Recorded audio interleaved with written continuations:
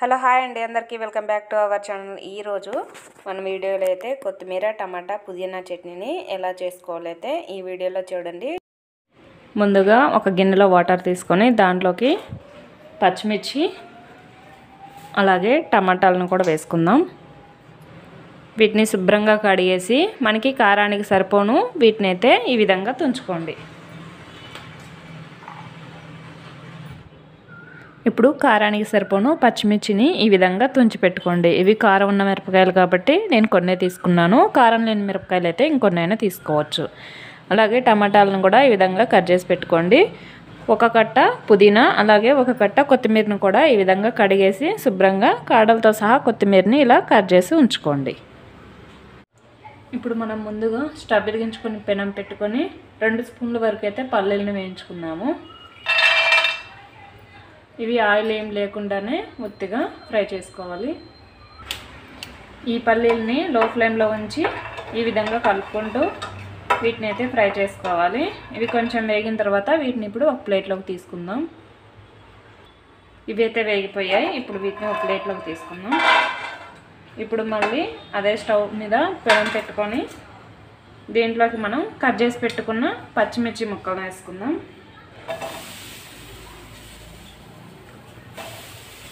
ఇవి వేసుకొని ఇప్పుడు దీనిపై నుంచి కొంచెం ఆయిల్ని వేసుకుందాం.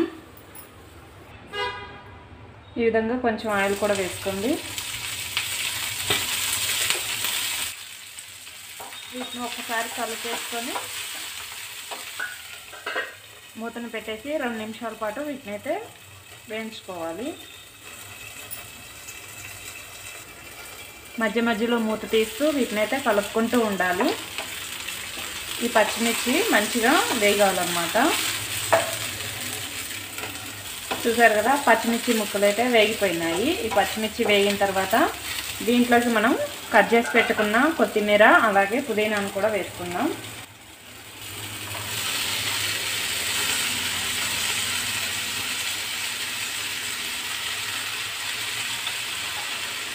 ఇవి కూడా కొంచెం లైట్గా ఫ్రై అవ్వాలి కాబట్టి మూతను పెట్టేసి ఒక 2 నిమిషాల పాటు వీటిని అయితే ఫ్రై చేసుకుందాం. దీన్ని ఒకసారి మూత తీసేసి మంచిగా కలుపుకోండి.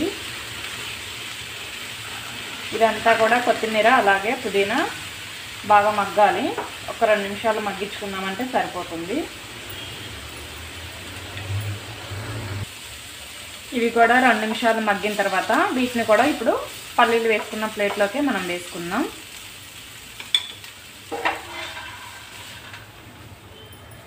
మళ్ళీ మనం అదే పెనంలో కొంచెం ఆయిల్ని వేసుకొని మనం కట్ చేసి పెట్టుకున్న టమాటా ముక్కల్ని వేసుకుందాం.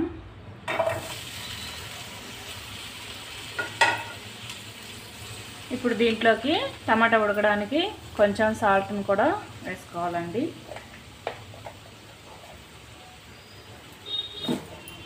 సాల్ట్ని కూడా వేసేసి దీనంతా బాగా కలుపుకొని మూతను పెట్టేసి టమాటా ముక్క ఉడికేంత వరకు కూడా వీటిని మీడియం ఫ్లేమ్లో ఉంచుకొని ఉడికించుకుందాం. మీకు కావాలంటే కొంచెం పసుపు కూడా వేసుకోవచ్చు. నేనైతే ఇక్కడ వేయట్లేదు. మీకు కావాలంటే కొంచెం చిటికెడు పసుపును కూడా వేసి టమాటాలను అయితే ఉడికించుకోండి.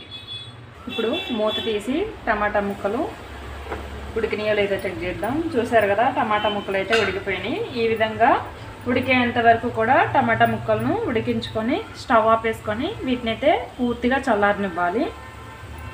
ఇవన్నీ పూర్తిగా చల్లారిన తర్వాత ఇప్పుడు మిక్సీ జార్లోకి మనం వేయించి పెట్టుకున్న పచ్చిమిర్చి కొత్తిమీర పుదీనా అలాగే పల్లీలను వేసుకుందాం.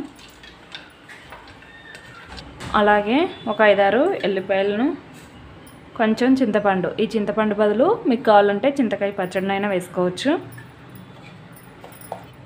టేస్ట్కి సరిపోను సాల్ట్ వేసుకొని ఫస్ట్ అయితే ఇవి మిక్సీ పట్టుకుందాం. మూత తీసేసి చూసారు కదా, ఈ విధంగా అయితే ఫస్ట్ మిక్సీని పట్టుకోండి. ఇప్పుడు దీంట్లోకి మనం ఉడికించుకున్న టమాటా ముక్కలను కూడా వేసుకుందాం. ఇవి కూడా వేసుకొని మళ్ళీ ఒకసారి మిక్సీ పట్టుకోండి.